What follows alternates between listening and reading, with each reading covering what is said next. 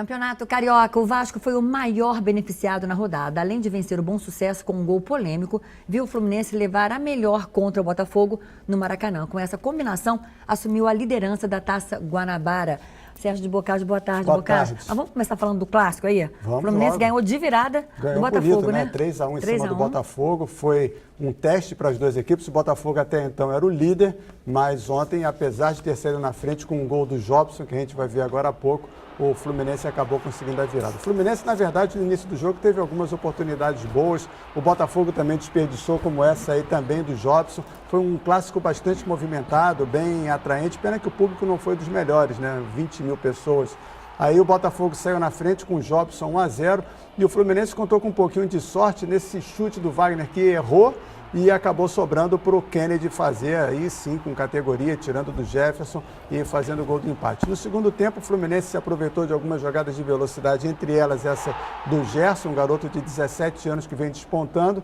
E, por fim, a habilidade do Fred, né? O artilheiro, esse domínio de bola perfeito, 3-1, o Fluminense matou o jogo e chegou à terceira colocação no campeonato, agora com 18 pontos. O Botafogo com 19 agora é o vice-líder e, como você disse, o Vasco foi a 20 e assumiu a liderança da Taça Guanabara, que é o primeiro turno por pontos corridos e que vai decidir as semifinais, aí sim, do Campeonato Estadual. Aí você falou aí do Fred, ele é o artilheiro, o maior artilheiro do novo Maracanã. É, né? O artilheiro do campeonato também com 6 gols e ontem chegou a 21 gols no novo Maracanã, superando o Hernani Brocador, que tinha 20. Tem, né? Ainda tem. Ainda tem. Agora, por causa aí você está falando do Vasco, né? Ele ganhou de 1-0, mas teve esse gol polêmico, né? É, um gol discutível. Né? Mas sabe que hoje, observando novamente o lance, eu acho que o zagueiro teve sim a intenção de colocar o braço ali e foi, enfim, foi imprudente, eu diria, né? Tanto que você vê que ele não reclama da marcação. E aí o Gilberto, que é um dos reforços do Vasco para esse campeonato, conseguiu fazer o primeiro gol dele de pênalti. O Vasco chegando a 20 pontos, 1-0 sofrido,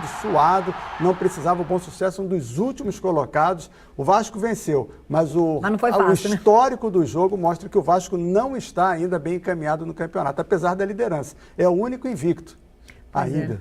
Ainda, né? O Bocage e o Flamengo venceu, de 2-0. No sábado, o Flamengo venceu por 2-0 o Friburguense, até com alguma facilidade, apesar de não ter sido um placar mais elástico, poderia ter sido, mas o Flamengo tomou 2 bolas na trave e conseguiu vencer com 2 gols do Marcelo Cirino, ele que é o artilheiro, agora com 6 gols do campeonato. O Flamengo também foi beneficiado na rodada, porque estava fora do G4 e só voltou ao G4 porque o Volta Redonda em casa perdeu do Macaé de 1-0. Senão o Flamengo continuaria na 5ª posição. Mas agora o Flamengo, que foi a 18 pontos, a 17 pontos, desculpa, entra no G4 com a 4ª colocação. Estão os 4 grandes, Vasco 20, Botafogo 19, Fluminense 18 e Flamengo 17. Agora o Flamengo está com a mesma pontuação do Madureira, 17 pontos. Do Madureira, que venceu ontem, né?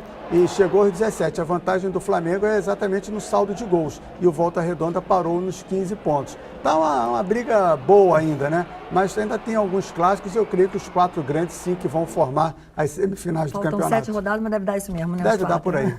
Ok. Obrigada, Bocage. Uma ótima semana para você. Igualmente.